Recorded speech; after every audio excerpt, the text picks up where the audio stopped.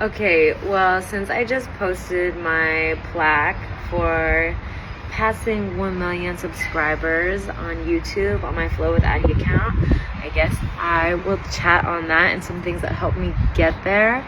So I have been doing YouTube for I think 8 years now, and it's funny because when I was little, I always knew I wanted to do something different, and I was honestly obsessed with YouTubers. Like the iJustine era of YouTube, I was all about it, and I wanted to do like vlogging and fun videos and that kind of stuff. And it's funny because when I was younger, I would always make like vlog channels, and they were so embarrassing. Oh my gosh, I wish I could pull up the videos. Point is that I had wanted to be a YouTuber. Like that was planted in my brain as like, ooh, this is a real career when I was a kid. I think that's just part of like being in the generation that I'm in. Then I went to college and I was teaching yoga in college at Oregon State University. So then I started my YouTube channel as a way to help my students, because I was teaching like sometimes multiple classes a day, lots of classes during the week. Students would come to me with questions, and so I thought, well, I can make a tutorial on how to like fix a specific thing, how to do a specific pose. And then I started making my iconic Flow with Addie yoga flow videos as a way to be like, hey, here's a link, do this video, because I get questions all the time. So it's easier just for me to give you a video instead of explaining it. And that just like set off a light bulb in my head. Like that's the point of social media, to make it more efficient. I feel like everyone's overthinking about it. If you have something to share, like if you're a personal trainer and you're helping people and you're scheduled all day, if you can make a video or like sell a program, it's going to be so much more efficient, and you can help so many more people. That like made a switch in my brain from me thinking social media is for me to thinking social media is a way and social media is a tool to be more efficient to help other people.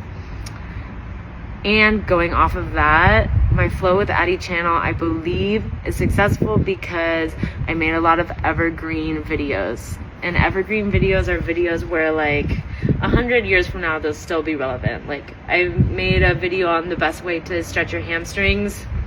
If it doesn't get popular tomorrow, that's okay. The information is going to forever be relevant.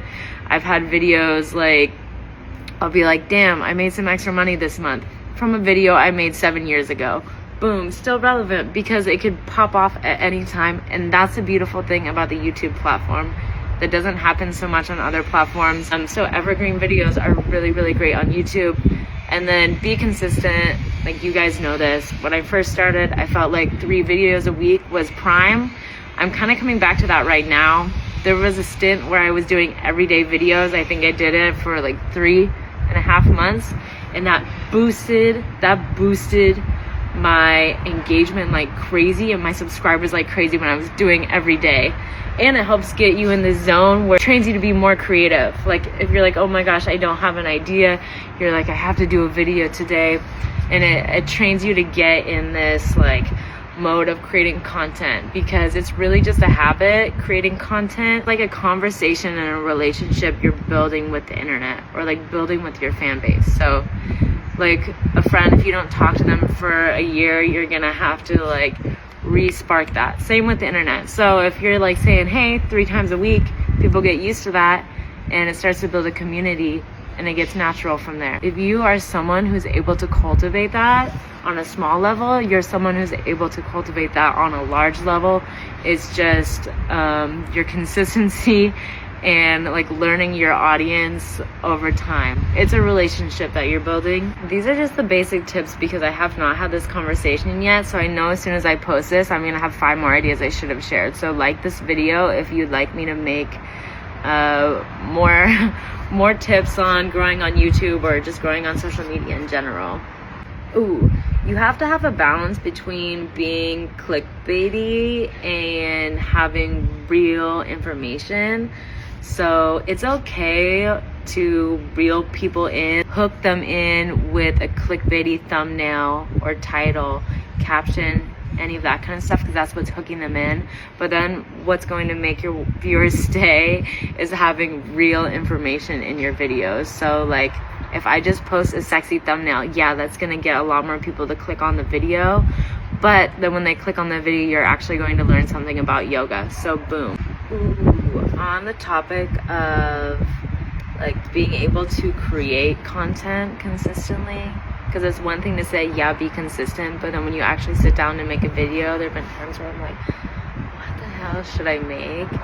And this has come down to really knowing my purpose with my channel and knowing like what's easy to me and what kind of content is easy for me to make. Because if it's always a struggle, like for instance, I used to want to be like a YouTube vlogger, more of a personality. Like those were the people on YouTube who I idolized, and that type of flow was not quite working for me. It's funny because now it works more for me because I've become more of a personality online, but in the beginning it felt more natural for me to just share my yoga tips and tricks, and that was like my icebreaker. Hey, I have something to share.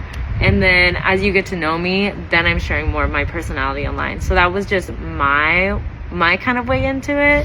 It's like everybody has something different that they show on the outside. Some people are very personality forward, and those are the people who like have the vlog channels, or on reality TV, that kind of stuff.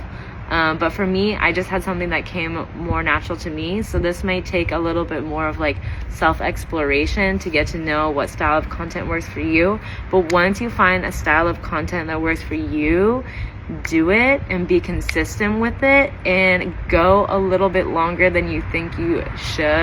And especially when you see that community building, keep going and just tweak it in little ways here and there. Literally the channels that are the most popular make the same video over and over and over and over again, and just give the message in different ways or have a different type of presentation in subtle ways. But you'll notice that most people who have something to share are sharing the same thing over and over and over and over again, and people love them for that. So once you find that thing, just keep doing it, and people are always going to see value in it.